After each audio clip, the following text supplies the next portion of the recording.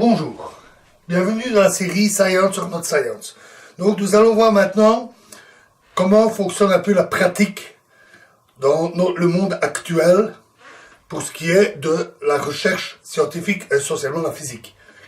Alors, nous ne parlerons pas ici du passé, donc nous n'adoptons pas un point de vue historique, même si les pratiques actuelles se sont mises progressivement en place, grosso modo depuis 2 siècles.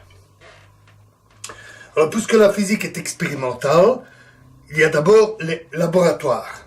Il y en a un peu partout dans le monde. Et étant donné qu'à notre époque, les sujets sont devenus très pointus, très complexes, ça implique du matériel coûteux, des instruments de mesure très sophistiqués et de gros moyens informatiques. Ça nécessite donc de regrouper les compétences, les financements et d'avoir des structures d'une certaine taille. Les équipes qui y travaillent sont pluridisciplinaires. On y trouve des chercheurs, des doctorants, des stagiaires, des ingénieurs, des techniciens et aussi du personnel administratif pour la comptabilité et toute la paperasserie. Les équipes qui travaillent en laboratoire, que ce soit une équipe parmi d'autres dans un laboratoire ou même toute l'équipe d'un laboratoire, varient de quelques personnes à des centaines de personnes, selon la taille des laboratoires et la complexité des projets. Les labos sont des laboratoires universitaires ou des laboratoires appartenant à divers organismes de recherche, nationaux, publics, ou encore des laboratoires de sociétés privées. Ils travaillent sur différents projets, chaque laboratoire travaille sur différents projets, avec un travail qui peut être théorique et expérimental. En général, il y a les deux. Le financement des laboratoires et du personnel qui travaille, qui doivent être payés, et le choix des projets se fait sur appel d'offres, afin d'obtenir des subsides pour tel ou tel projet. Les demandes se font au niveau européen, national, institutionnel, ou si ce sont des laboratoires privés, en fonction d'impératifs commerciaux, industriels, nécessaires à l'entreprise dont on fait partie. Le travail se fait et à la fin, cela se traduit par des publications où sont souvent repris le nom de l'ensemble des participants, des chercheurs, et éventuellement des dépôts de brevets, en particulier bien sûr dans le secteur privé. Il existe de très grands projets, très très grands, comme le LHC, le grand accélérateur à la frontière franco-suisse, ou ITER, le réacteur prototype pour la fusion thermonucléaire, ce sont des projets énormes qui font appel à un très grand nombre de pays qui collaborent, des milliers de personnes, scientifiques, ingénieurs et bien d'autres personnes, des techniciens, et même jusqu'à des laveurs de carreaux, il faut de tout. Et les sommes financières en jeu sont colossales. Mais en fait, ces grands projets ne sont que le sommet de l'iceberg. Ils ont une grande visibilité médiatique du fait de leur importance, mais il y a en réalité des milliers de projets dans des milliers de laboratoires de par le monde qui sont plus petits, mais qui forment l'essentiel de la recherche en physique et d'autres domaines.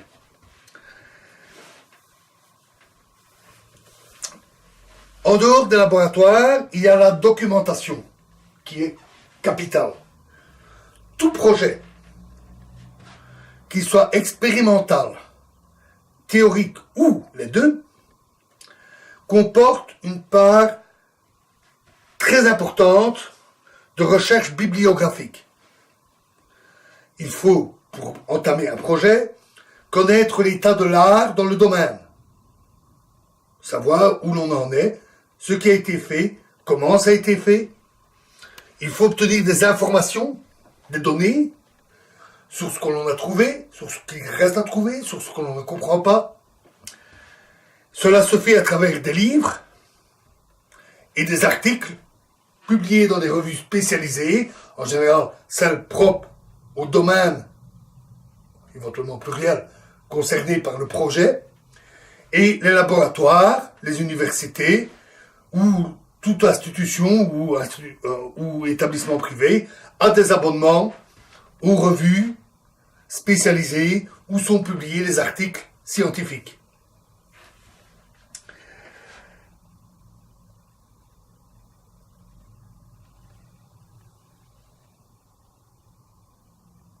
Alors, il faut aussi tenir compte à notre époque d'une ressource importante qui est Internet. Internet fournit énormément d'informations. Des articles, des bases de données sur les résultats expérimentaux. Parfois, même souvent, quand ce sont vraiment des articles sérieux, souvent c'est payant. Donc il faut tenir compte de ça. Il existe des bases de données qui peuvent être gratuites ou payantes, où on trouve des informations sur la génétique ou sur les particules élémentaires. Toutes les données obtenues avec les grands accélérateurs sont stockées dans des bases de données qui sont accessibles. Internet permet en outre de recueillir des grands nombres de données, qu'elles viennent d'articles ou de bases de données, et d'y faire éventuellement une analyse informatique, qui est parfois nécessaire vu le volume des données, pour rechercher les informations dont on a besoin, pour trier, etc. Donc ce travail documentaire est absolument capital.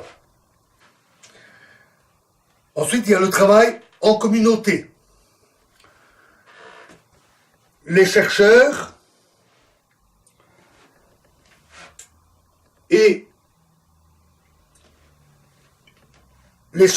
ne travaillent jamais de manière isolée.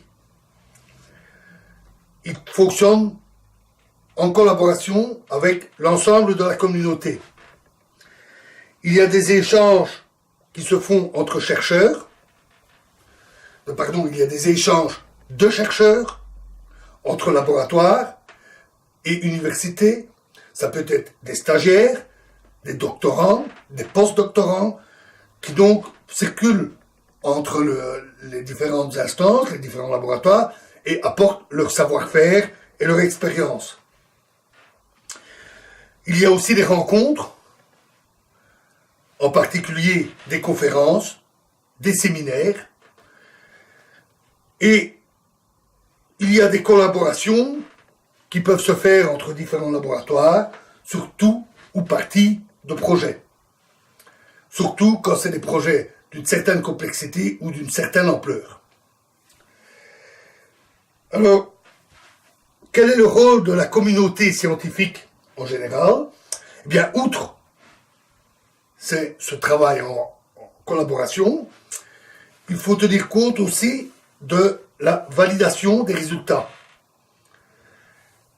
Les publications de ce qui a été obtenu permet la communication à l'ensemble de la communauté, permet de reproduire les résultats et de les vérifier. C'est la seule manière de savoir si un résultat est valide et utile. Celui qui publie, qui fait la recherche, espère que c'est utile. C'est les autres qui disent « oui, ça nous est utile ». Les publications, les conférences, les séminaires permettent aussi des échanges, poser des questions sur les travaux qui ont été réalisés et d'entamer éventuellement des collaborations ou de servir de base à de nouveaux projets. Donc tout ce bouillonnement intellectuel est nécessaire au fonctionnement de la recherche. Alors, qu'en est-il du travail isolé? J'ai dit qu'on ne travaillait jamais de manière totalement isolée. Alors, c'est vrai, toutefois, pour le travail en physique théorique ou en mathématiques, le travail seul est envisageable. Rappelons que Andrew Weiss a résolu le théorème de Fermat pratiquement en s'enfermant pendant plusieurs années dans sa chambre, dans son bureau. Donc là, on peut envisager, dans un travail purement théorique, de travailler de manière isolée, qu'on appartienne à l'université, à une entreprise ou non. Ou peut-être un indépendant. En effet, un tel travail théorique nécessite juste la matière grise et éventuellement un certain support informatique, accès à Internet et pouvoir faire du calcul numérique au moins à petite échelle. La plupart des PC modernes permettent de faire déjà de bonnes choses. Mais il faut tenir compte de plusieurs choses. D'abord, le travail documentaire reste indispensable. Il faut connaître les bases théoriques et expérimentales du domaine auquel on s'attaque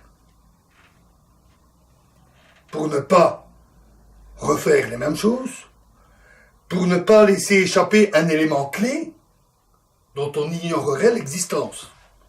Il faut donc se renseigner. C'est un travail important qui peut prendre beaucoup de temps. Il est inévitable. Il faut aussi avoir une certaine formation pour être capable de faire de la physique théorique, qui consiste d'ailleurs presque essentiellement à faire du travail de mathématicien. Rappelons-nous que la théorie, c'est une construction mathématique, même si elle est ancrée dans la physique. Donc il faut une formation approfondie, qu'elle soit universitaire ou autodidacte. Et par exemple, en gravité quantique, il faut forcément connaître, c'est un minimum, la relativité générale et la mécanique quantique. Et il faut les connaître sur le bout des doigts, à fond, et sous tous leurs aspects. Il faut les maîtriser. Savoir jouer avec toutes les équations qu'on y trouve. Et ça, c'était que la base. Rappelez-vous, il faut le travail documentaire, donc il faut savoir aussi ce qui se fait en gravité quantique. Si on veut travailler sur la matière noire, il faut avoir de solides connaissances en astrophysique, en physique des particules. Et il faut connaître les études existantes et les données mesurées par les astronomes. Et elles sont considérables en volume. À un moment donné, au travail, on peut être amené à échanger avec ses pairs. Parfois, c'est nécessaire. Donc, ça peut se faire à travers des communications privées entre personnes qui se connaissent, ou à travers des rencontres ou des séminaires. Et cela peut mener éventuellement à des collaborations ou à une aide pour, par exemple, du besoin en calcul numérique. Et puis, il faut publier. Passage obligé. Et si l'on est quelqu'un de totalement inconnu dans la communauté, c'est même par là qu'il faut d'abord passer, même si ce sont d'abord des résultats préliminaires, une partie du travail, pour au moins se faire connaître, et alors pouvoir contacter, collaborer, etc. Donc la solitude, le travail en solitaire, c'est tout relatif. Le mythe du génie solitaire n'existe pas. Il n'y a pas de génie totalement solitaire. On a parfois cité certaines personnes en ce sens, comme Einstein. Il y a un peu le mythe du génie tout seul dans son coin. Alors pourquoi? Parce qu'il travaillait au bureau des brevets. quand il a élaboré, quand il a réalisé ses fameux articles fondateurs sur l'effet photoélectrique, la relativité restreinte et le mouvement brownien. Mais en réalité, Einstein n'était pas solitaire. Il avait une formation universitaire. Il n'avait simplement pas trouvé de chaire pour enseigner dans une université. Ça ne se fait pas toujours tout de suite. Et comme il avait parfois aussi un peu un esprit rebelle, on peut comprendre qu'il ait eu un peu de mal à s'intégrer. Mais il communiquait avec les autres scientifiques, avec de nombreux scientifiques, notamment avec sa femme au départ, qui était physicienne aussi, avec son ami Marcel Grossmann, qui était mathématicien, et avec bien d'autres physiciens. Il échangeait des correspondances. À l'époque, il n'y avait évidemment pas Internet. Il participait, il assistait à des conférences ou des séminaires. Il rencontrait du monde. Et bien sûr, comme il était au bureau des brevets expert de première classe, expert scientifique de première classe, grâce à sa formation universitaire, il avait accès au contenu de brevets. Et certains le concernaient, puisqu'on retrouve dans ces brouillons sur la relativité des schémas qui ressemblent fort à certains brevets sur la synchronisation des horloges de gare allemandes. Les Allemands étaient très soucieux de ponctualité, à l'aide de signaux électromagnétiques. Il est clair que ces brevets ont joué dans les idées qui ont germé petit à petit pour la naissance de la relativité. Donc Einstein était loin d'être seul. Et après ses publications, et il a pu publier, alors qu'il ne faisait pas partie d'une institution. Donc, n'importe qui peut publier. N'importe qui. Du moment que c'est fait dans les formes et que le fond est correct. À ce moment-là, on peut publier n'importe qui. Il s'est fait connaître, et donc, après ça, évidemment, on lui a proposé une chaire universitaire.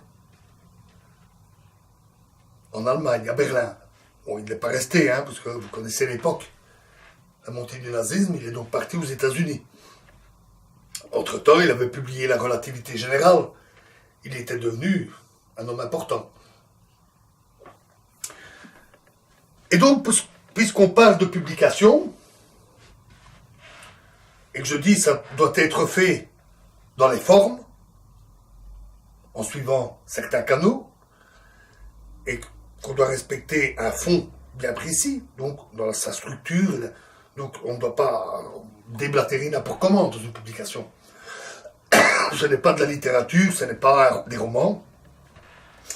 Donc une publication doit être faite de manière correcte.